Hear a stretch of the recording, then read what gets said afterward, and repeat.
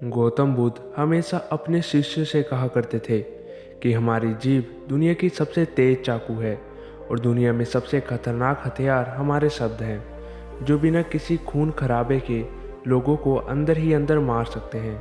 हमारे शब्द हमारी ताकत है, लेकिन ये हमारी कमजोरी भी हो सकती है अगर हमें नहीं पता है कि हमें कब, कहाँ और कितना बोलना है। यदि हम सही समय पर सही इरादे से सही शब्दों का प्रयोग करते हैं तो ये हमें एक सफल व्यक्ति बनाते हैं, लेकिन हम सही समय पर सही इरादे से सही शब्दों का प्रयोग नहीं करते हैं तो ये हमारे जीवन को नरक से भी बदतर बना सकते हैं। एक बार की बात है, जापान में एक बहुत ही प्रसिद्ध बौद्ध भिक्षु रहते थे जिनका नाम दी चाई था। वे दुनिया के शोर शराबे से दूर जंगल में अकेले रहते थे और वो बहुत ध्यान मग्न व्यक्ति थे, इसलिए वे पूरे जापान में बहुत प्रसिद्ध थे। और एक दिन उनके पास एक राजकुमार आए और वो उनके पास बैठे और कहने लगे, प्रिय साधु, मैं हमेशा थका हुआ, निराश और परेशान महसूस करता हूँ। मेरा मन बहुत बेचैन रहता है। हालांकि मेरे पास सब कुछ है, धन, प्रसिद्धि और वो सभी चीज़ें जो एक व्यक्ति पाने की ख्वाहिश रखता है, लेकिन फिर भी मेरे अंदर शांति नहीं है। तो फिर साधु ने कहा कि तुम्हें इसका उत्तर पता है, लेकिन तुमने कभी इसकी खोज की ही नहीं। साधु ने कहा कि मैं एक प्रयोग करना चाहता हूँ, क्या आप वो प्रयोग करना चाहेंगे? इस प्रयोग के बाद आपके जीवन में कोई अशांति और चिंता ही नहीं रहेगी। यह सब सुनकर राजकुमार बहुत परेशान हुआ, लेकिन उन्होंने साधु से पूछा, आप मुझे बताइए कि मैं क्या करूं? मैं अपने मन की शांति के लिए कुछ भी करने के लिए तैयार हूं। तब साधु ने शांत स्वर में उत्तर दिया कि अगले 10 दिनों तक आप मेरे आश्रम में रहेंगे और सामान्य व्यक्ति की तरह रहेंगे, और इन 10 दिनों तक आप अकेले और मौन बैठेंगे और जितना हो सके कम बोलेंगे।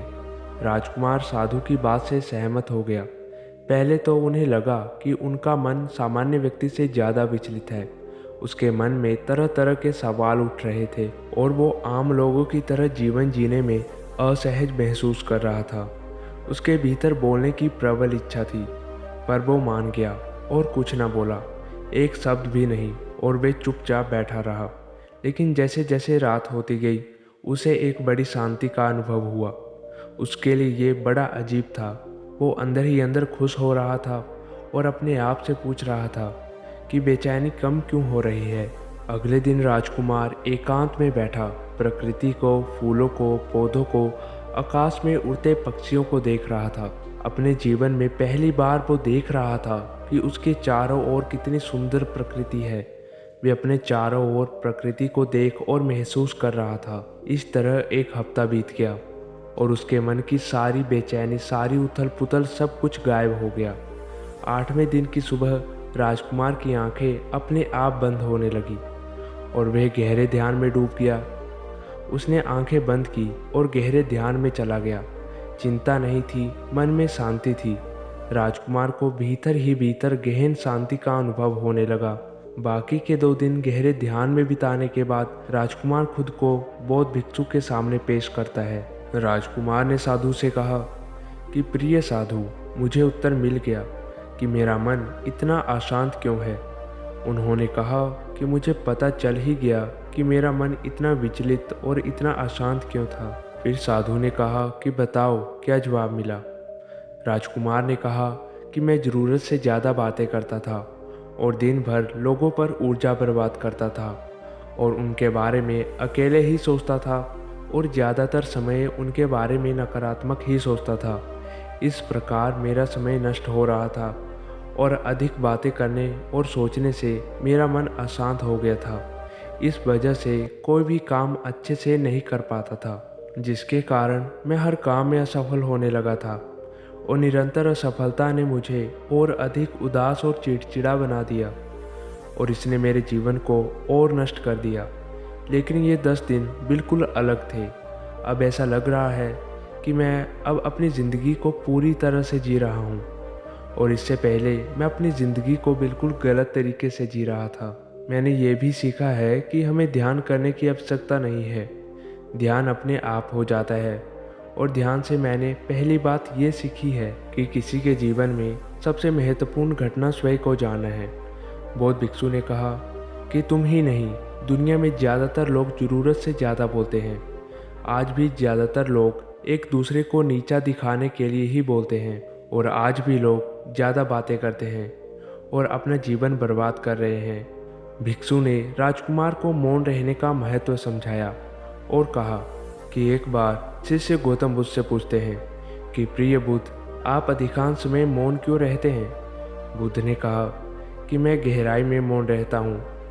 मौन स्वयं को जानने की पहली सीढ़ी है। यदि आप मौन नहीं रह सकते हो तो स्वयं को जानना असंभव है। स्वयं को जानने की पहली सीढ़ी ही मौन है।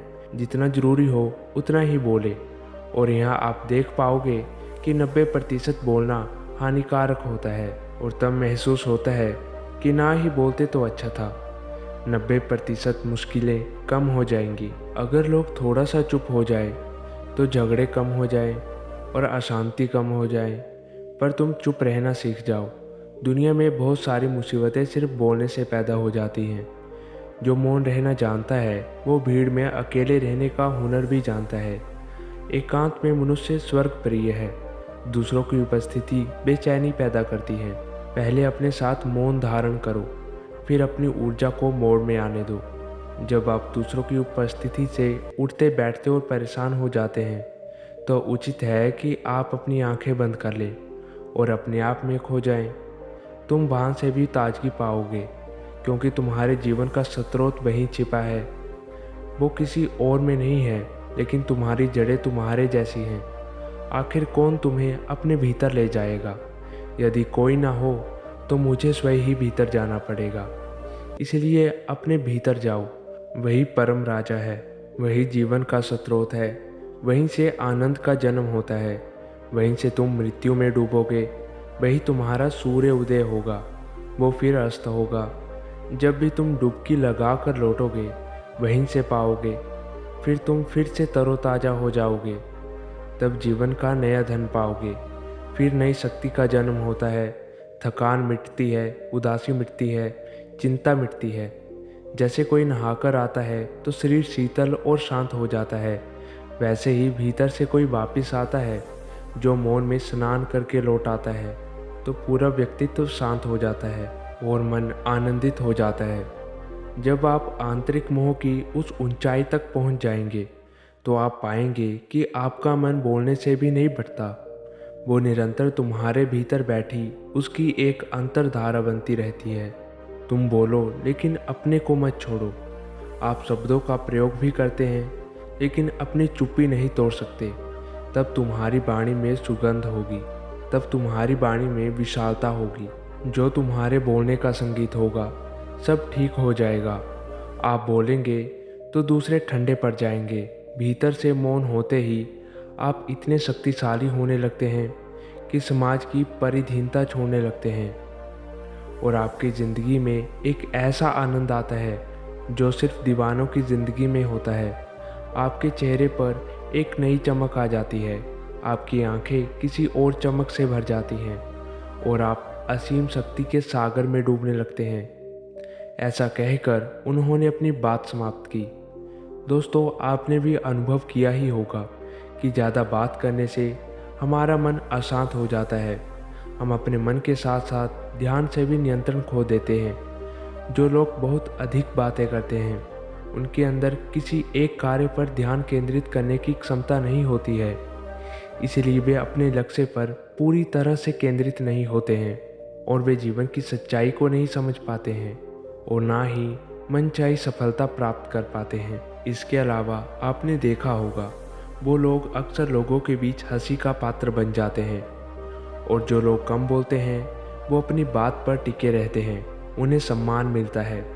लोग जो कहते हैं उसे सुनते हैं और विश्वास करते हैं, और अशांत मन वाला व्यक्ति जीवन में किसी भी कार्य में सफल नहीं हो पाता, क्योंकि उसका किसी भी कार्य में मन ही नहीं लगता। अगर कोई व्यक्ति जानता है कि उसे कब, कैसे और क्या कहना है तो वे वास्तव में बहुत बुद्धिमान है, और ऐसा व्यक्ति जहाँ भी जाता है आकर्षण का केंद्र बन जाता है और जो कुछ भी करता है उसमें सफल हो जाता है। यदि हम महान व्यक्ति के व्यक्तित्व को देखें तो पता चलेगा कि वह कम बोलते हैं और कम से कम शब्दों में अपनी बात को समाप्त करते हैं। वे बोलने से पहले गहराई से सोचता है कि उसे क्या कहना है, लेकिन जो लोग अधिक बोलते हैं वे कई बार झूठे होते हैं और अपनी बातों से दूसरों पर कचरा डालते रहते हैं, तो दूसरों की बुराई ही करता रहता है। इसलिए उसके अपने भी उससे बचने और उससे दूर रहने की कोशिश करते हैं। हमारे भारतीय उपनिषदों में कहा गया है कि हमारे वचन ही वास्तविक धर्म हो सकते हैं। मौन से धैर्य आता है, धैर्य से ध्यान आता है और ध्यान से व्यक्ति अपने जीवन के प्रति जागरूक हो जाता है।